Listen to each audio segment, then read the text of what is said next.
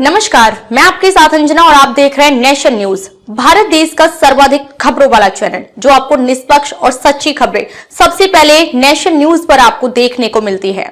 आइए बढ़ते हैं आज की बड़ी खबर की ओर। अगरबत्ती जलाने पर पड़ोसियों में मारपीट, विधानसभा तक पहुंची लड़ाई, सीएम को देनी पड़ी सफाई।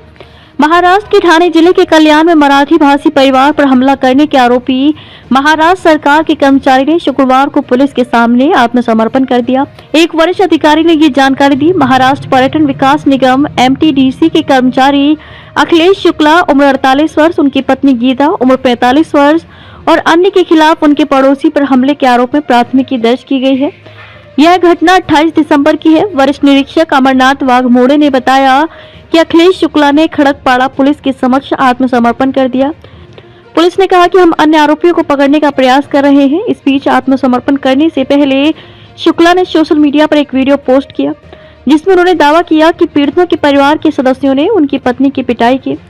पुलिस ने शुक्ला और उनकी पत्नी गीता तथा अन्य के खिलाफ भारतीय न्याय संहिता BNS की धारा 74 महिला की गरिमा को ठेस पहुंचाने के इरादे से उस पर हमला या आपराधिक बल का प्रयोग, धारा 115 स्वेच्छा से चोट पहुंचाना और धारा 351 का भाग 3 आपराधिक धमकी समेत प्रासंगिक धाराओं में मामला दर्ज किया है।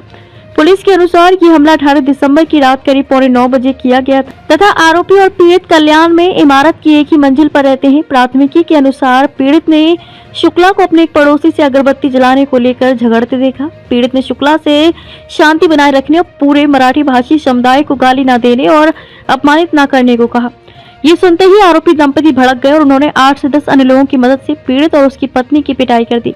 अब तक के लिए बस इतना ही। फिर मिलते हैं कैसे ही बड़ी खबर के साथ। तब तक के लिए नमस्कार और देखते रहिए नेशन न्यूज। ताजा अपडेट के लिए हमारे YouTube चैनल व Facebook पेज को लाइक, सब्सक्राइब जरूर करें। धन्यवाद।